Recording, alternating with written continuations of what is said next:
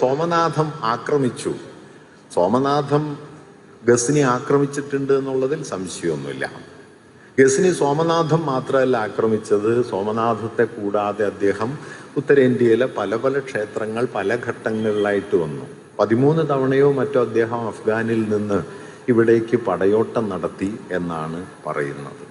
ഈ 13 വട്ടം അദ്ദേഹം പടയോട്ടം നടത്തുന്നത് വാസ്തവത്തിൽ ക്ഷേത്രം ആക്രമിച്ച് കാഫിറുകളെ ഇല്ലാതാക്കാനൊന്നും വേണ്ടിയിട്ടല്ല, പണം ഉണ്ടാക്കാൻ വേണ്ടിയിട്ടാണ്.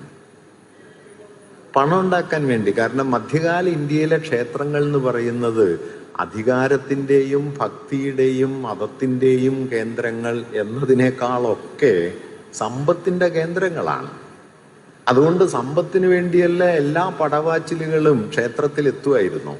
അമ്പലം കൊള്ളയടിക്കാനായിട്ട് ഒരു സ്ഥിരം സൈനിക സംവിധാനത്തെ ഉണ്ടാക്കി ആ സൈനിക സംവിധാനത്തിൻ്റെ തലവനെ ദേവോത്പദന നായകൻ എന്ന സ്ഥാനപ്പേര് കൊടുത്ത് സ്വന്തം രാജസഭയിൽ അംഗമായി നിലനിർത്തിയിരുന്ന ചക്രവർത്തി കാശ്മീരിലെ ഹിന്ദു ചക്രവർത്തിയായ ഹർഷനാണ്. മൂപ്പരുടെ പ്രധാന ജോലി അമ്പലം കൊള്ളയടിക്കല. അതിനൊരു സൈനിക സംഘമുണ്ട്, നമ്മൾ മദ്രാസ് റെജിമെന്റ് എന്നൊക്കെ പറയില്ലേ. അമ്പലക്കൊള്ളയ്ക്ക് ഒരു സംഘം ഉണ്ടാക്കി. ഇത് ചെയ്യുന്നത് ഹിന്ദു ചക്രവർത്തിയാണ്. കാരണം വേണ്ടത്ര പണമുണ്ട്. ഇങ്ങനെ മതത്തെ മുൻനിർത്തിയൊന്നുമല്ല ഈ യുദ്ധങ്ങൾ നടക്കുന്നത്. ഇപ്പൊ ടിപ്പു വലിയ മതദ്രോഹിയാണ് എന്ന് പറയും. ശൃംഗേരിയിലെ മഠാധിപതിക്ക് ടിപ്പു എല്ലാ പിന്തുണയും കൊടുത്തിരുന്നു, ധാരാളം പണം കൊടുത്തു. എത്ര രേഖകൾ വേണമെങ്കിലും ലഭ്യമാണ് ടിപ്പു പണം കൊടുത്തത്. അതേസമയം മലബാറിലെ ക്ഷേത്രങ്ങൾ ടിപ്പു ആക്രമിച്ച് തകർക്കുകയും ചെയ്തു, നിരന്തരമായി തകർത്തു. ഇതിനൊരു കാരണമുണ്ട്. മതം ടിപ്പുവിൽ പ്രവർത്തിച്ചിരുന്നോ ഇല്ലേ എന്നുള്ളതല്ല ഞാൻ പറയുന്നത്, മറിച്ച് ശൃംഗേരിയെ സഹായിക്കുകയും മലബാറിലെ ക്ഷേത്രങ്ങൾ തകർക്കുകയും ചെയ്യുന്നതിന് പുറകിൽ ശൃംഗേരിയിലെ മഠാധിപതി ഉടനീളം ടിപ്പുവിനോടൊപ്പം നിന്നു ബ്രിട്ടീഷുകാർക്കെതിരെ. മലബാറിലെ ജന്മി പ്രമാണിമാർ, ക്ഷേത്രോടമസ്ഥന്മാർ ടിപ്പുവിനെതിരെ ബ്രിട്ടീഷുകാർക്കൊപ്പമാണ് നിന്നത്.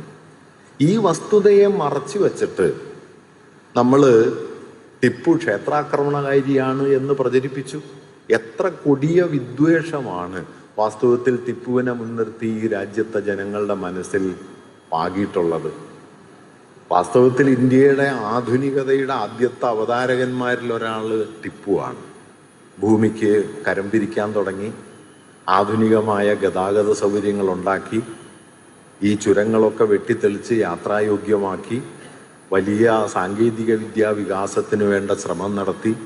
ഞാൻ ഒരിടത്ത് വായിച്ചത് ഫ്രാൻസിൽ നിന്ന് വരുത്തിയ തോക്കുകൾ, മൈസൂരിലുള്ള തോക്കുകളുടെ നിലവാരമില്ല എന്ന് പറഞ്ഞ് ടിപ്പു തിരിച്ചയച്ചിട്ടുണ്ടെന്നാണ്. നെപ്പോളിയനുമായിട്ട് ബ്രിട്ടീഷുകാർക്കെതിരെ സൈനിക സഖ്യം ആലോചിച്ച ആളായിരുന്നു ടിപ്പു. നിർഭാഗ്യവശാൽ നെപ്പോളിയൻ അവിടെ തോറ്റു, ടിപ്പു ഇവിടെയും പരാജയപ്പെട്ടു. പക്ഷെ ഇതെല്ലാം ചരിത്രത്തിൽ മറച്ചു വയ്ക്കപ്പെട്ടു. ഇന്ന് ചരിത്രത്തിൽ അവശേഷിക്കുന്നത് എന്താന്ന് വെച്ചാൽ ടിപ്പുവിന്റെ ക്ഷേത്രാക്രമണത്തിന്റെ കഥ മാത്രം. വാസ്തവത്തിൽ 18ഉം 19ഉം നൂറ്റാണ്ടെടുത്താൽ ബ്രിട്ടീഷുകാർക്ക് മുമ്പിൽ തലകുനിക്കാതെ നിൽക്കുന്ന അത്യപൂർവം ഇന്ത്യൻ ഭരണാധികാരികളിൽ ഒരാളുടെ പേര് ടിപ്പു സുൽത്താൻ എന്നാണ്.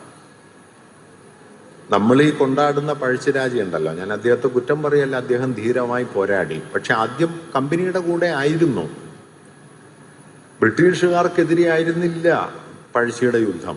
പഴശ്ശിയുടെ യുദ്ധം കുറുമ്പർനാട്ട് താലൂക്കിൽ കരം പിരിക്കാൻ അവകാശം കിട്ടാത്തതുകൊണ്ടാണ്. അല്ലാതെ ബ്രിട്ടൻ ഇന്ത്യ ഭരിച്ചാലും പഴശ്ശിക്ക് ദേഷ്യമൊന്നും ഉണ്ടായിട്ടില്ല. ടിപ്പു പക്ഷേ ബ്രിട്ടനുമായിട്ട് ഒരു തീർപ്പിനും പോകാത്ത ആളാണ് എന്ന കാര്യം ഇന്ന് ആരോർക്കുന്നു?